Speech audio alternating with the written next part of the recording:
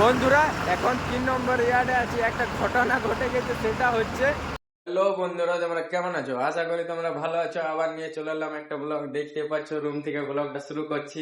আর সামনে দেখতে পাচ্ছ বসে আছে আমাদের মুন্সিজি। আর সামনে এদিকে দেখতে পাচ্ছ বন্ধুরা মেশিন সামনে আছে। চলো একটা নদী পার করে নি ফাটাক সে। আরে বাবারে, চলো গেটটা খুলি আর যাই সাইডে। সাইডে যে ফটাফট কাজ করতে হবে। বন্ধুরা পুরো দেখতে পাচ্ছ, আজ হেল্পারের মন খুশ ছিল মনে হয়। পুরো ভালো করে ঝেড়ে দিয়েছে, একবারে নিট এন্ড ক্লিন করে দিয়েছে পুরো, দেখতে পাচ্ছ। আর আমি একবার ওই 11টার সময় মেশিনের কেবিনটা একবার ভালো করে ধুয়েছিলাম, দেখতে পাচ্ছ পুরো চকচকা হয়ে গেছে। দেখতে পাচ্ছ 3 নম্বর ইয়ার্ড এসে মেশিনটা এখানে লাগিয়ে দিলাম। এখানে ডালা বডি টেলা সব লেগে গেছে।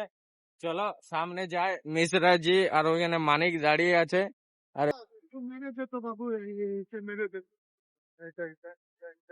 তোমাকে আমার ভিডিও কেমন লাগে? हाँ खूब ভালো লাগে। देख सकते हो भाई साहब, कुछ बोलना चाहते हो? यहाँ पे आके कैसा लग रहा है? बहुत अच्छा लग रहा है क्योंकि कादा नहीं है। हाँ, बस सही। और तू मेरे से प्यार करती है या सामने नहीं करती, मानिक दाढ़ी ये আছে। बता दे तू।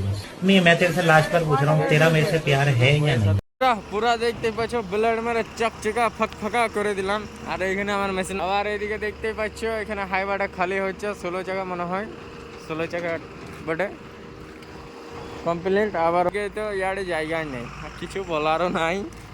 চলো যা হয় তাই দেখাই তোমরাকে। এখন বন্ধুরা এখন 1 নম্বর ইয়ার্ডে চলে এসেছি। দাঁড়িয়ে আছে ডিসপ্যাচের পেছনে, দেখতে পাচ্ছ এটা হচ্ছে ডিসপ্যাচ গলি মেটেরিয়াল, এখানে স্টক হয়। তো দাঁড়িয়েছিলাম, এখানে আসছে এখন নাদিম। নাদিম কিছু বলবে না কি করবে দেখি। কি করছে রে? গপ গপ।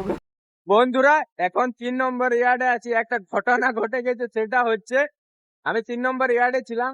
এই যে মেটেরিয়াল আমার পেছনে দেখতে পাচ্ছি, মেটেরিয়াল গুলোর স্যাম্পল লোড হয়েছিল ল্যাবে টেস্ট করার জন্য। তো আমার বকেট এখন লোড করে দিয়েছে। আমার আর এখন পকেটে লোড করে আমার সাথে এখন দুজনে চেপেছে। ওরা গল্প করে করে যাচ্ছে হপারে। এখন হপারে চলে গেছে। আমার আর কিন্তু মনেই নেই যে বকেটে স্যাম্পল আছে। এখন ওখানকার একটা সুপারভাইজার ছিল, ও বলেছে যে একটা 1 বকেট ফ্ল্যাট ফাইন্স লাও, যে হপারে ঢেলে দাও। আমি কি করেছি, লেবেল স্যাম্পল সমেত নিয়ে আর হপারে ঢেলে লেবেল করে দিয়েছি।